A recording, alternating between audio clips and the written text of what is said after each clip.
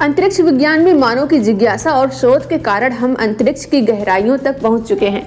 लेकिन क्या आप जानते हैं कि अंतरिक्ष में शारीरिक संबंध बनाना एक जटिल और अजीब स्थिति हो सकती है।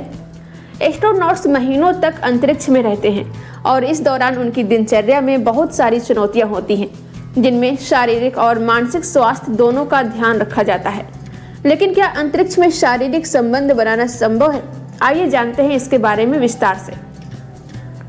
स्पेस में शारीरिक संबंध बनाने की बात करें तो सबसे पहले ये जानना जरूरी है कि अंतरिक्ष में माहौल बहुत अलग होता है।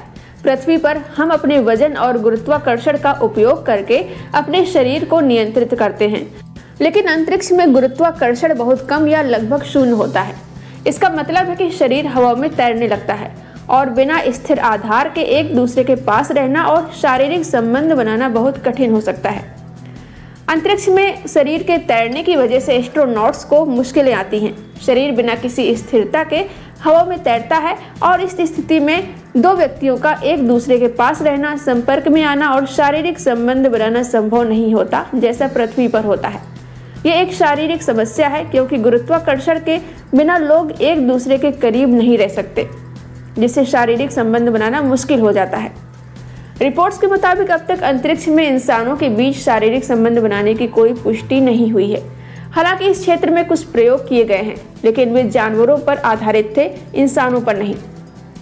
ये विषय अभी तक अंतर्राष्ट्रीय अंतरिक्ष एजेंसियों के लिए एक संवेदनशील और जटिल मुद्दा बना हुआ है। विभिन्न वैज्ञानिक और अंतरिक्ष शोधकर्ता इस बारे में अलग अलग विचार रखते हैं, लेकिन इस पर कोई निर्णायक प्रयोग या परिणाम सामने नहीं आया है। वैज्ञानिकों का मानना है कि अंतरिक्ष में शारीरिक संबंध बनाना संभव हो सकता है, लेकिन इसके लिए कुछ खास शारीरिक और मनोवैज्ञानिक परिस्थितियों का होना जरूरी है। गुरुत्वाकर्षण की कमी के कारण शारीरिक संबंधों में मुश्किलें आ सकती हैं, लेकिन अगर इस स्थिति में उपयुक्त उपकरण और स्थान बनाए जाएं तो ये संभव हो सकता है।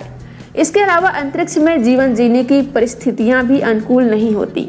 अंतरिक्ष में एस्ट्रोनॉट्स को बहुत सीमित स्थान और समय मिलता है और उनका मुख्य ध्यान मिशन पर होता है, न कि शारीरिक सुखों पर। हालांकि भविष्य में ये हो सकता है कि एस्ट्रोनॉट्स को मानसिक और शारीरिक स्वास्थ्य को बनाए रखने के लिए इस दिशा में कुछ नई तकनीकों और उपायों का विकास किया जाए। ऐसा नहीं है कि वैज्ञानिकों ने इस पर रिसर्च नहीं किया।